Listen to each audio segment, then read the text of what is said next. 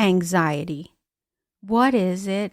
What are some signs? And why do we have so much anxiety? Stay with me. I'll be right back.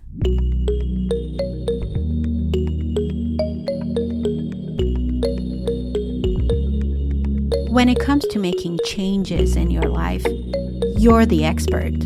You are in the driver's seat. Everything else is just a guide. Welcome to InJoyness Podcast, your guide to wellness, recovery, and change. I'm your host, Dela Fotoohi, and thank you for joining me on this episode. Some questions that you might want to ask yourself is, do I feel very anxious or worry about a lot of things? Do I think I worry too much? Do I worry most days than not?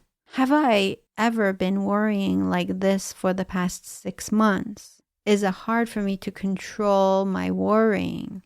Have I noticed any physical symptoms such as restlessness, feeling tired easily, trouble concentrating? Am I irritable? Do I have muscle tension or do I have trouble sleeping? Does my worrying negatively impact my ability to function at school, with friends, at work, with family, or in other areas that are important to me? Let's say you're preparing for that important task. Maybe it's a job interview or a school test or exam, and the sweat just won't stop. Your heart feels like it's going to burst out of your chest, and you feel so nervous and nauseous. You think you're going to collapse at any moment. Well, this is anxiety. It's really natural to feel this way in these situations, but when the anxiety becomes overwhelming and interferes with your daily activities, then that's where the problem arises. Usually feelings of anxiety, they're momentary. They last for a few minutes at most, or they're very specific. But with an anxiety disorder, the unsettling feeling and those fears, they're going to last. If you're worried about anxiety, just know that you're not alone. Sometimes we are in a life situation where we feel overwhelmingly anxious. It could be just because of the situation we're in. It could be that you are burnt out. I remember there was a time when I felt that way, and my anxious feelings were just really persistent, and I would literally wake up anxious and I would go to bed anxious, and it was just, my life was really distraught, and that was not normal for me. I remember feeling all those panic feelings of always, waiting for the other shoe to drop. I was so anxious that even a phone call would put me at unease. Like when I heard a phone call, I would just start panicking because I always thought there was bad news on the other end. We can go through these periods based on our life situation. My life situation was really difficult back then. I was dealing with a loved one's mental health. I was also in the middle of a very, difficult time of my life when I was not sure about which direction I would be taking. So there was a lot of factors that went into making me feel that the way I felt. No one wants to be there. It's a very difficult situation. Decision making becomes hard. It's just looking forward to the future becomes difficult because you're always in that fight or flight mode. That's the best I can explain it. And it does affect you physically, mentally, emotionally. It affects your relationships with everyone around you. So it's hard to socialize because, you're always feeling those anxious feelings. So it does impact you in so many different ways. So there's different ways of managing anxiety. I think the number one thing for me that worked was that I became aware of how I was feeling. And I knew it was uncomfortable for me, and I really wanted to stop that. I was suffering, and I wanted to stop that suffering. So I started learning about anxiety and what was causing it for me. And there was a lot. And it all comes down to this. Anxiety is caused by thoughts. And sometimes these thoughts are, as much as we believe them, they are unrealistic. And it's worry about the future, about things that will never happen. So ruminating about the past causes depression, and worrying about the future causes anxiety. This is so true because a lot of times we spend so much effort in worrying about some future outcome that might never happen. So I found the best way to deal with that was really question those worrisome thoughts. But if you're really suffering from, clinical anxiety, then sometimes medication is the route to go. But I find that therapy in conjunction sometimes with medication is really effective. And I would say that lifestyle changes have amazing impact on anxiety reduction. What do I mean by lifestyle changes? I don't know, for me, I started really self-educating. I learned about the power of the mind, and I learned about challenging my thoughts. And so this is where CBT really plays a big factor. CBT is cognitive behavioral therapy, which really talks about how our thoughts impact our feelings and our physical body, and also what our behaviors. And so when we question those thoughts, when we change those thoughts, it impacts our feelings, it impacts our physiology, and it impacts our behaviors, our actions. So I started really challenging my thoughts. We had an episode about cognitive distortions, those unhelpful thoughts. I really dug into that, and I was able to recognize some of those distortions that were causing me to feel anxious all the time. That's why therapists are there. I mean, people like myself, when we sit down with our clients, a lot of times it all comes back to this. Let's look at those thoughts. Let's look at those beliefs, and let's really explore what are you thinking, and how those thoughts are impacting you and your life. As always, first step, is yes, admitting that there is a problem, that this anxiety I'm feeling is too much for me to handle. I need help. That's the first step, right? The first A in the 3 A's is admit. And then the next step is seeking help. Ask for help. That's the next step. That's the second A. Ask for help. And, help is there. There's support for anxiety disorders. There's support out there. All you have to do is reach out. There's a lot of free resources online. Check out anxiety.org for the amazing resources they have there. Check out some resources and tools on cognitive behavior therapy and mindfulness. Right now we are getting research after research that mindfulness is so powerful in combating anxiousness and anxiety disorders. People who are able to sit in the present moment, accept their thoughts without judging them, without really giving them value. If you've never explored mindfulness before, my guess is that might be some kind of a weird suggestion right now, but honestly, if you look into the evidence behind it, you will find facts that show you how being mindful, practicing mindfulness can help you alleviate anxiety. Think about the pandemic. Traumatic events can trigger anxiety.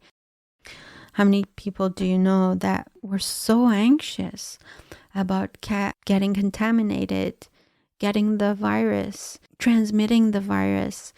I think a lot of people were, and depending on the type of job you had, you probably faced that even more. I mean, I know that I have a friend who's a nurse in the emergency department, and she was constantly anxious about whether she was bringing that virus home and infecting the people she loved the most. I mean, I remember the anxiety she went through wearing a mask and wearing a shield and working 8-hour shifts and just to deal with all of that stress and, the sick people who visited on a constant basis and sometimes losing some patients. I can just imagine the amount of anxiety she was going through. A lot of research has shown that people who have been abused, molested as a child, they suffer from anxiety disorders as adults. Genetics also play a factor, and anxiety disorders can run in families, and that might suggest a genetic component.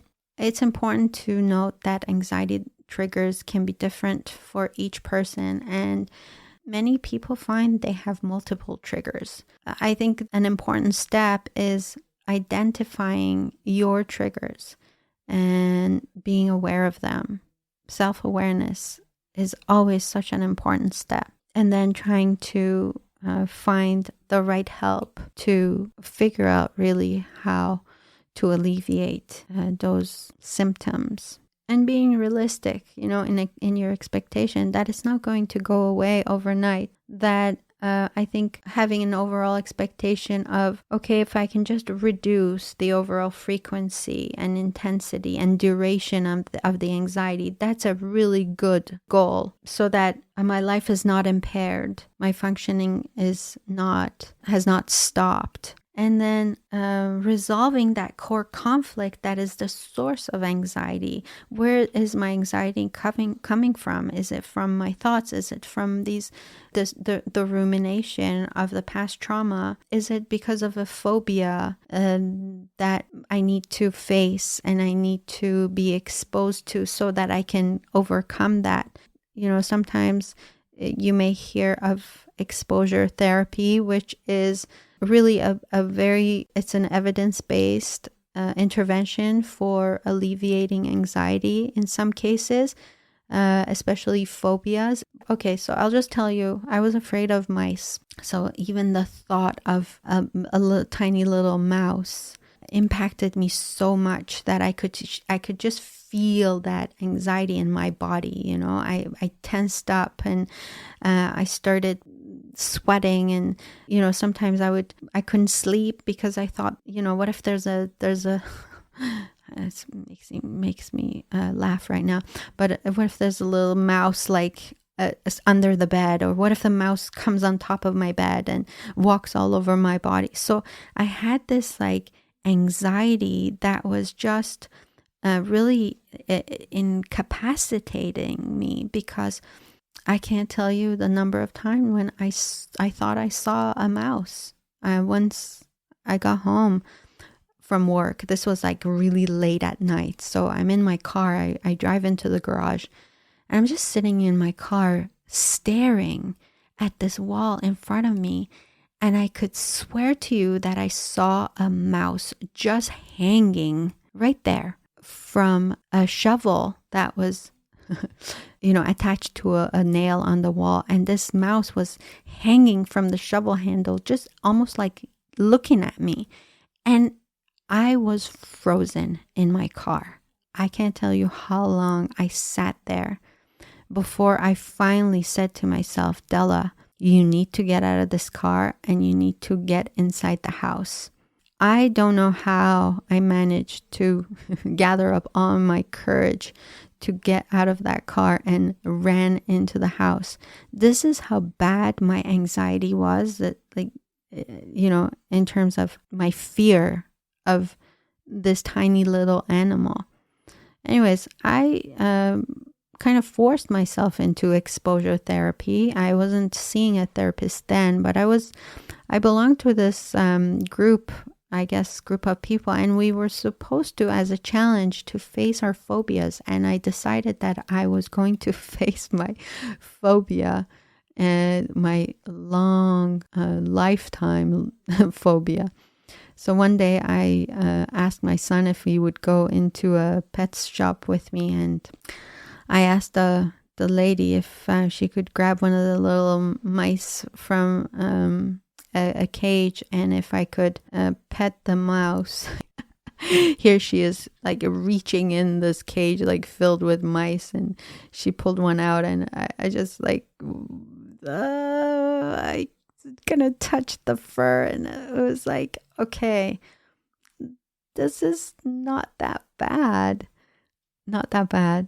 So anyways, I think I'm over that fear. I mean, I still find mice, a little bit uncomfortable to touch, or, I just look at them as like dirty animals, but dirty rodents. But I think they're cute, right? I think they're cute. So I don't panic anymore. But all that to say that anxiety was so high that I made up stories in my mind. I made up this big, huge story in my mind, and I sat in that garage for I don't know how long.